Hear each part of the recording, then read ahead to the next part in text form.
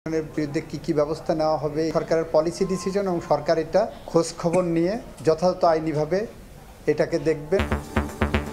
ধর্ম নিয়ে উন্মাদনা তৈরির অপচেষ্টা চলছে বললেন মির্জা ফখরুল। ষড়যন্ত্রের বিষয়ে সজাগ থাকার আহ্বান রাজনীতিকদের। আমরা খুব চিন্তিত, উদ্বিগ্ন। ধর্মকে কেন্দ্র করে কি উন্মাদনা শুরু হয়েছে। এই ঘটনাগুলো প্রতিরোধ করার জন্য রাষ্ট্রের যতটুকু শক্তি আছে সেটাকে সর্বতোভাবে নিয়োগ করার জন্য। দেখছিলেন প্রধান শিরোনাম। এবার অন্যান্য শীর্ষ সংবাদ। নির্বাচনে অংশ নেয়ার বাধা কাটল বেগম খালেদা জিয়ার। জিয়া চ্যারিটেবল ট্রাস্ট ও বড়পুকুরিয়া দুর্নীতি মামলায় খালাস। আরও 2 মামলায় তারেক রহমানকে অব্যাহতি। সংসদে আসন সংরক্ষণ চায় আদিবাসীরা।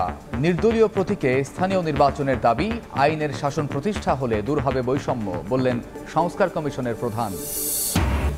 ধলেশ্বরীর দূষণ নিয়ে লুকোচুরি পরিবেশ অধিদপ্তরের। তথ্যের জন্য টাকা দাবি। সহজ বিষয়কে কঠিন করা হচ্ছে বলছেন বিশেষজ্ঞ।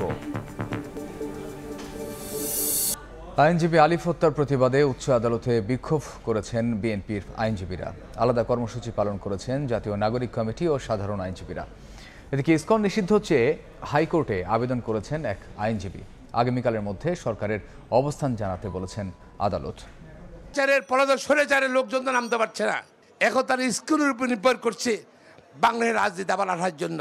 বাংলাদেশের মানুষকে মৌলবাদী বানাবার কোন অবস্থাতে চেষ্টা করবেন না। তাই সরকারকে বলছে এই ইসকনকে বাতিল করে। এখানে ইসকন নামে কোন সংগঠন রাষ্ট্রনামন করতে পারবে না। মোদী সরকার হাসিনাকে ব্যবহার করে শুভেন্দু সরকারকে কলকাতায় রেখে আর এইদিকে ইসকনকে মাঠে নামিয়েছে। এই যে যুগসূত্র বাংলাদেশের মানুষ বুঝে গেছে। আগে হিন্দুত্ববাদী উগ্র সংগঠন ইসকন নিষিদ্ধ চেয়ে হাইকোর্টে আবেদন করেন এক আইনজীবী। নির্দেশনা চাওয়া হয় চট্টগ্রাম ও রংপুরে জরুরি অবস্থা জারির। কোর্টে দাঁড়িয়ে অ্যাটর্নি জেনারেল বলেন ইসকন নিষিদ্ধ হবে কিনা তা পর্যালোচনা করবে সরকার। এই সংগঠন রেজিস্টার্ড কিনা, এই সংগঠন নিষিদ্ধ হবে কিনা, এই সংগঠনের বিরুদ্ধে কি ব্যবস্থা নেওয়া হবে, এই সংগঠনের অস্তিত্ব কি, এই সবগুলো বিষয় সরকারের পলিসি ডিসিশন এবং সরকার এটা খোঁজ খবর নিয়ে যথাযথ আইনিভাবে এটাকে দেখবেন। বৃহস্পতিবার ইসকন নিষিদ্ধের বিষয়টি ফের উঠবে উচ্চ আদালতে। অবস্থান স্পষ্ট করবে রাষ্ট্রপক্ষ। আফজাল হোসেন, সময় সংবাদ, ঢাকা। ধর্মকে কেন্দ্র করে দেশে উন্মাদনা তৈরি হওয়ায় উদ্বেগ প্রকাশ করেছেন বিএনপি মহাসচিব মির্জা ফখরুল ইসলাম আলমগীর। দুপুরে জাতীয় প্রেস ক্লাবে এক অনুষ্ঠানে অংশ নিয়ে তিনি আরও বলেন, 3 মাস যেতে না যেতেই অনেকের আসল চেহারা বেরিয়ে এসেছে। বিভাজন তৈরি করে দেশকে অস্থিতিশীল করার ষড়যন্ত্র চলছে। অবস্থায় ক্ষুব্ধ প্রতিক্রিয়া জানালেন বিএনপি মহাসচিব মির্জা ফখরুল ইসলাম আলমগীর। বললেন 3 মাস না যেতেই অনেকের আসল চেহারা বেরিয়ে এসেছে। বিভাজন তৈরি করে দেশকে অস্থিতিশীল করার ষড়যন্ত্র করছে দেশের শত্রুরা। আমরা খুব চিন্তিত, উদ্বিগ্ন, ভয়াবহভাবে উদ্বিগ্ন। আপনি চিন্তা করতে পারেন ধর্মকে কেন্দ্র করে কি উন্মাদনা শুরু হয়েছে। 3টে মাস হয়নি এখনো। এই 3টে মাসের মধ্যেই আমাদের সেই আসল চেহারা বেরিয়ে আসতে শুরু করেছে। এইরকম চেহারা নিয়ে কোনোদিনই সাফল্য অর্জন করা যায় না।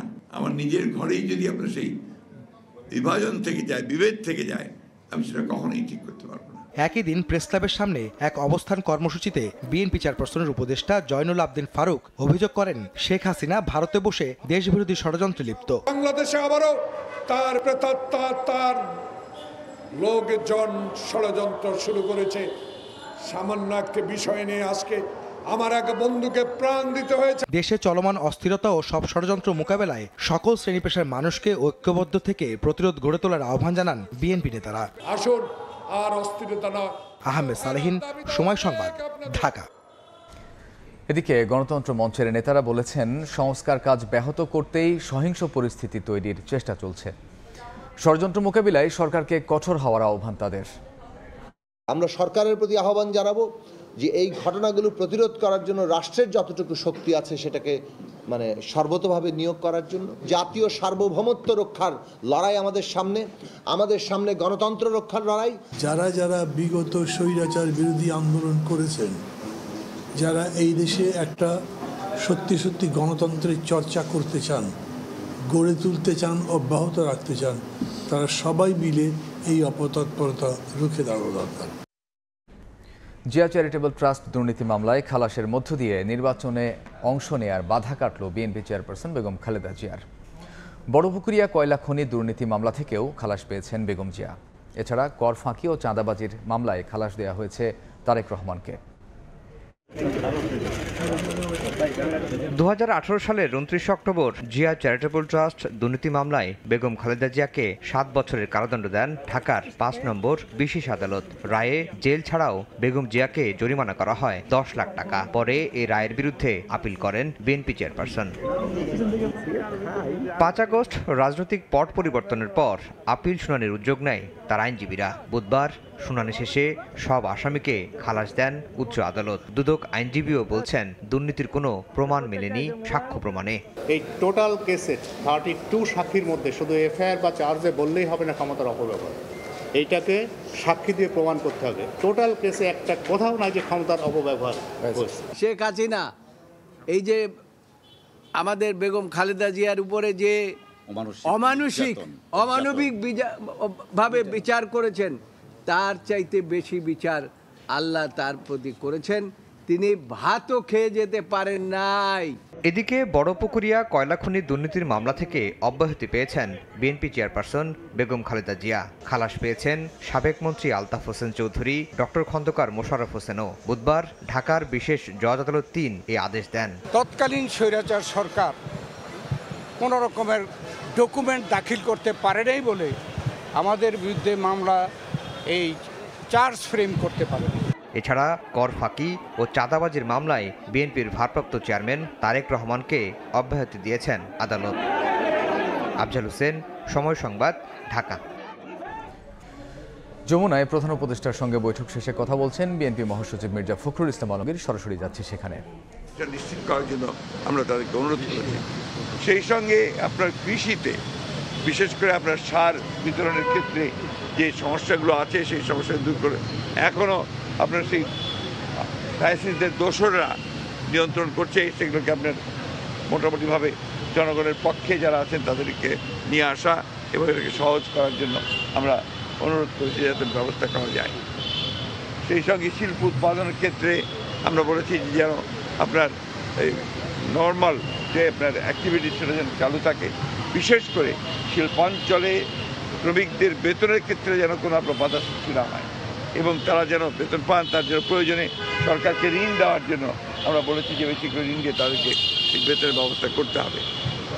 আমরা আরেকটা বিষয় অত্যন্ত গুরুত্বপূর্ণভাবে বলে এসেছি হচ্ছে যে ইউনিয়ন পরিষদ যেগুলো এখনও আছে, এই ইউনিয়ন পরিষদগুলো বেশিরভাগ সময় সেই ফ্যাসিস্ট সরকারের আমলে জবরদস্তি নির্বাচন করে তাদের মতো করে নিয়ে এসেছিল।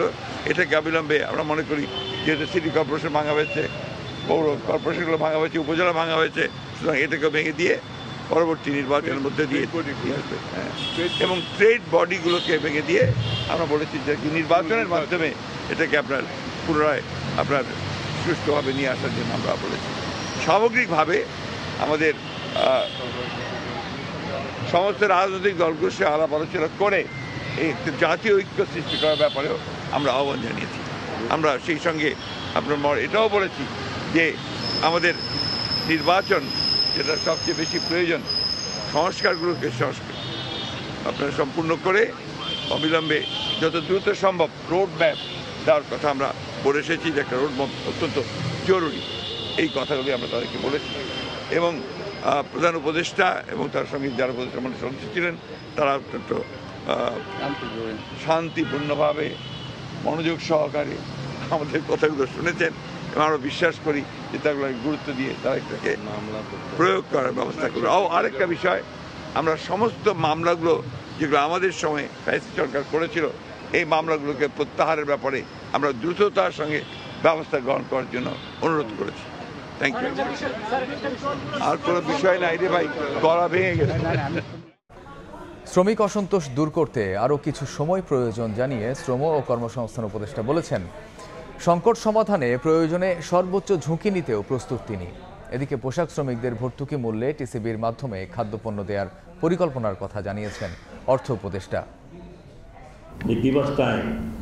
আমরা আপনাদের থেকে শোষণ করার জন্য নয়,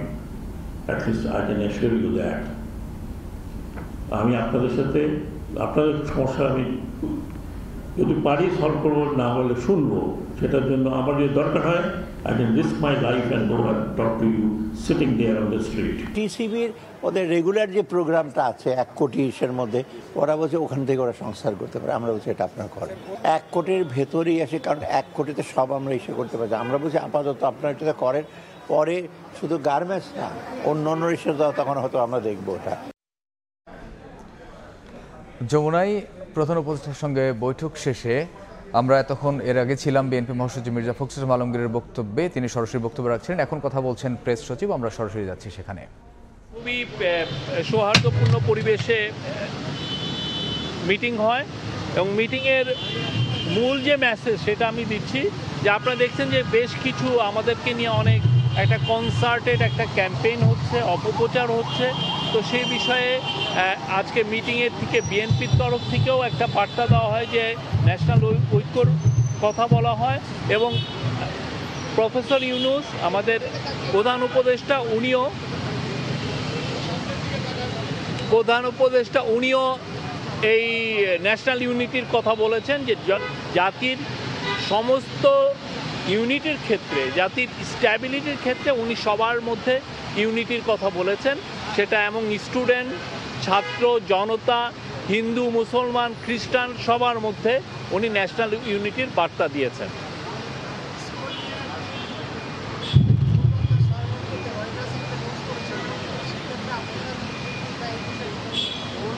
আমরা এই বিষয়ে যা যা করার দরকার আমরা সবগুলো পদক্ষেপ নিয়েছি।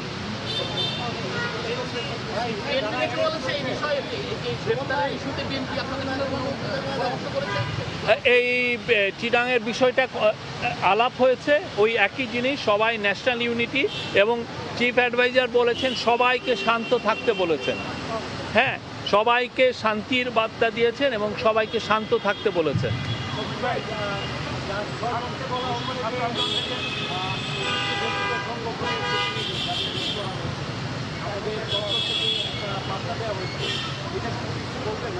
আমাদের তরফ থেকে আমরা চিটাং মেট্রোপলিটন পুলিশের থেকে যেটা পেয়েছি যে মোট 33 জনকে অ্যারেস্ট করা হয়েছে। তার মধ্যে 6 জন হচ্ছে যাদেরকে ভিডিও ফুটেজ দিয়ে শনাক্ত করা হয়েছে এবং তারা সাসপেক্ট হচ্ছেন, এই মার্ডারের তাদেরকে সাসপেক্ট হিসাবে ধরা হচ্ছে। আর 21 জনকে অ্যারেস্ট করা হয়েছে হচ্ছে, আপনি দেখেছেন আমরা আমাদের স্টেটমেন্টে দিয়েছি যে তারা ভ্যান্ডালিজমে এবং পুলিশের সাথে মারামারি করার কারণে তাদেরকে ধরা হয়েছে। আর 6 জনকে ধরা হয়েছে, তারা আওয়ামী লীগ এবং নিষিদ্ধ ঘোষিত ছাত্রলীগের মেম্বার, তারা ককটেল সহ ধরা পড়েছে।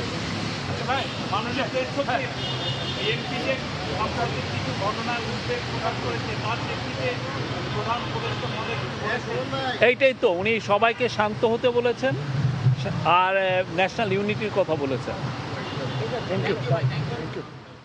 রোহিঙ্গা মুসলিমদের নির্যাতন ও বিতাড়নের অভিযোগে মিয়ানমারের সেনাপ্রধানের বিরুদ্ধে গ্রেফতারি পরোয়ানা জারির আবেদন করেছেন আন্তর্জাতিক অপরাধ আদালতের প্রসিকিউটর। আইসিসির বিচারকরা এখন সিদ্ধান্ত নেবেন যে এই গ্রেফতারি পরোয়ানা জারি করা হবে কিনা। 2017 সালে মিয়ানমারের রাখাইন রাজ্যে রোহিঙ্গাদের উপর দেশটির সেনাবাহিনীর হত্যা, ধর্ষণ ও অগ্নিসংযোগের পর থেকে 10 লাখের বেশি রোহিঙ্গা বাংলাদেশে পালিয়ে আসে। এই ছিল সন্ধ্যার সময়, সঙ্গে থাকুন সময়।